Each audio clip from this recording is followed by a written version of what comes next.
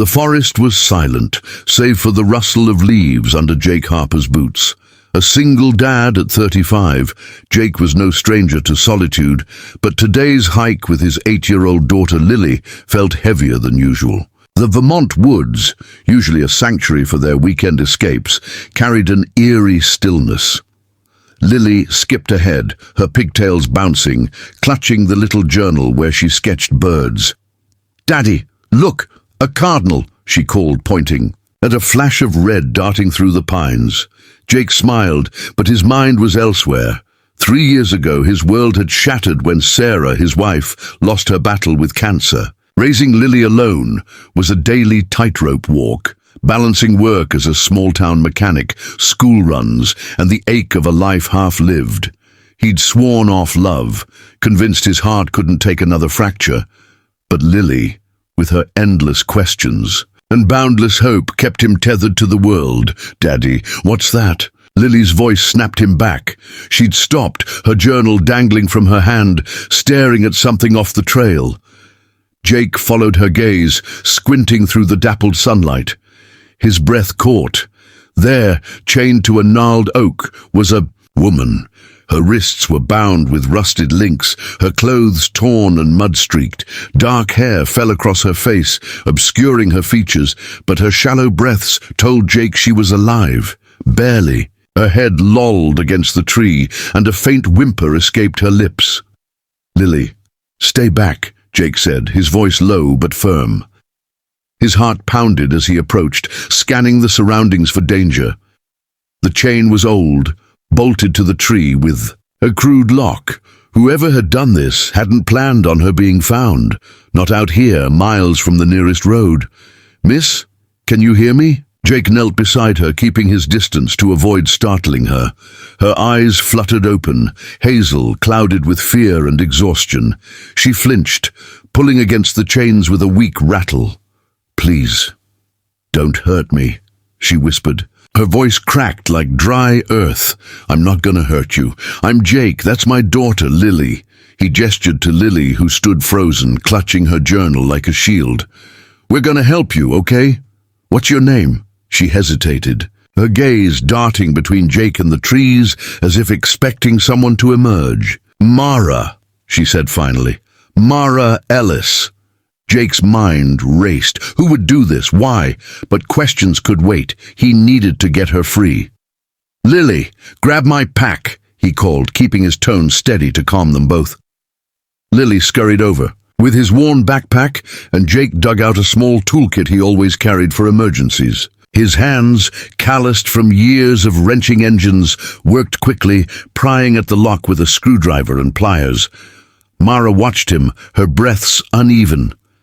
You don't have to do this. It's dangerous. Dangerous is leaving you." "Here," Jake said, not looking up. The lock was stubborn, but he felt it give slightly under his tools. "Who did this to you?" Mara's lips trembled. "My ex, Derek. He's unhinged. I thought I'd escaped him." Jake's jaw tightened. He'd seen enough of the world to know what unhinged could mean. The lock clicked, and the chain fell away, clattering to the ground. Mara's wrists were raw, bruised purple. Jake helped her stand, but her legs buckled, and he caught her before she hit the dirt. "Easy," he said, supporting her weight. "Lily, get the water bottle." Lily handed it over, her wide eyes fixed on Mara. "Are you going to be okay?" she asked, her voice small. Mara managed a weak smile. "I hope so, sweetheart." Jake's truck was a mile back at the trailhead. He half-carried Mara through the woods, Lily trailing close, her usual chatter replaced by nervous silence. The truck. He settled Mara in the passenger seat, wrapping her in a blanket from the back. "We're taking you to the hospital," he said, starting the engine. "No," Mara said sharply, then softened. "Please, no hospitals. He'll find me there, just somewhere safe." Jake hesitated. Every instinct screamed to get her to a doctor, but the fear in her eyes was real. "All right," he said. "My place isn't far. You can rest there. Figure out what's next." The drive to Jake's small house in Willow Creek was quiet. Lily hummed softly in the back seat, sketching in her journal, while Mara stared out the window, clutching the blanket like a lifeline. Jake's mind churned. He didn't know Mara's story, but he knew pain when he saw it. And something about her, maybe the way she'd smiled at Lily despite her fear, stirred a protectiveness he hadn't felt in years. At the house, Jake set Mara up on the couch with a glass of water and a bowl of soup. Lily hovered nearby, offering her favorite stuffed rabbit for comfort. "His name's Mr. Flops," she said. "He keeps bad dreams away." Mara's eyes glistened. "Thank you, Lily." As night fell, Jake sat at the kitchen table, cleaning his tools, listening to the soft murmur of Lily reading to Mara from her bird book. He'd called Sheriff Danvers, an old friend, who promised to look into Mara's ex, Derek. But Jake couldn't shake the unease. What if this guy was still out, there watching? Over the next few days, Mara's strength returned, though her wariness didn't fade. She shared pieces of her story in quiet moments, how Derek had been charming at first, a mechanic like Jake, but his charm had twisted into control, then violence. She'd fled to Vermont, thinking the small town would be her haven, only for him to track her down. The tree, the chains, that was his warning. Jake listened, his heart heavy. He knew what it was to feel trapped, though his chains had been grief, not iron. He and Lily helped Mara settle in, giving her the guest room and a sense of safety. Lily, in her innocent way, adopted Mara, drawing her pictures and chattering about school. Mara, in turn, taught Lily how to braid wildflowers into crowns, her hands steady despite the scars on her wrists. One evening, as Jake fixed dinner, Mara joined him in the kitchen. "You didn't have to take me in," she said, chopping carrots with careful precision. "Most people would have walked away." Jake shrugged, stirring the pot. "Most people don't have an 8-year-old watching their every move. Lily'd never let me hear the end of it if I didn't help." Mara laughed, a sound that caught Jake off guard with its warmth. "She's special. You're doing right by her." He glanced at her, seeing not just the bruises but the strength beneath. "You're pretty special yourself, surviving what you did." Their eyes met, and for a moment the world felt smaller, softer. But the moment broke when Lily burst in, waving a drawing of a cardinal perched on a tree. "Look, Mara! It's for you." The days turned into weeks, and Mara became part of their rhythm. She helped with chores, shared stories of her life as a librarian before Derek, and laughed more freely. Jake found himself looking forward to her presence, the way she filled the house with something he hadn't realized was missing. But he kept his distance, wary of his own heart. Then came the night everything changed.